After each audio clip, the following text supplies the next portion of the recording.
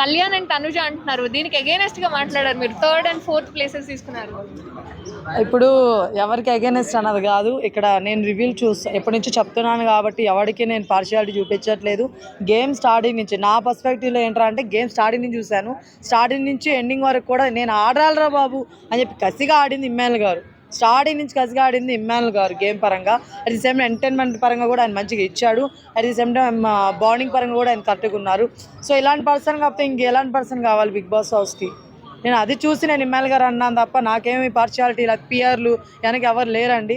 So నేను అది చూసే నేను ఆయన చెప్తున్నాను. నేను మధ్యలో కూడా మార్చట్లేదు, మార్చను కూడా.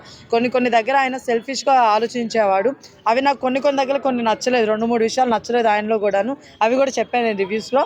కానీ ఎండ్ ఆఫ్ ది డే నేను చూసుకుంటే గేమ్ పరంగా వచ్చి ఇవన్నీ పరంగా ఆల్రౌండర్ అంటే మాత్రం ఇమ్మానుల్ గారండి. దాన్ని ఎవరైనా మార్చాలనుకుంటే అది వాళ్ళ కర్మ, మనం ఏం చేయలేము. ఎందుకంటే నిజంగానే మీకు తెలుసు కదా, ఎక్కడైనా సరే ఏ గేమ్లో అయినా సరే నేను ఆడలేరా, సరే నువ్వు తీసుకోలేమ్మా లేకపోతే నువ్వు చేయలేమ్మా అని ఎక్కడైనా గివ్ అప్ ఇచ్చాడా? అలాంటి పర్సన్ కదా నిజంగా టఫ్ ఫైటర్ అంటే. అలాంటి పర్సన్ కప్ ఇవ్వకుండా సీరియల్ పరంగానో లేకపోతే ఆర్మీ పరంగానో లేకపోతే పెద్దోళ్ళు ఎవరో ఇన్వాల్వ్ అయినారని చెప్పేసి వాళ్ళని వీళ్ళందరినీ పెట్టుకొని బిగ్ బాస్ నడిపిస్తానంటే నెక్స్ట్ టైం కామనర్స్ రారు మీ బిగ్ బాస్ హౌస్కి. సెలబ్రిటీలు కూడా తక్కువ అయిపోతారు. ఎందుకంటే మీరు ఎంతసేపు కొంతమందికి ఏదో పార్షియాలిటీగా ఇచ్చేసుకుంటున్నారు విన్నింగ్ అనేది. అది కరెక్ట్ కాదు.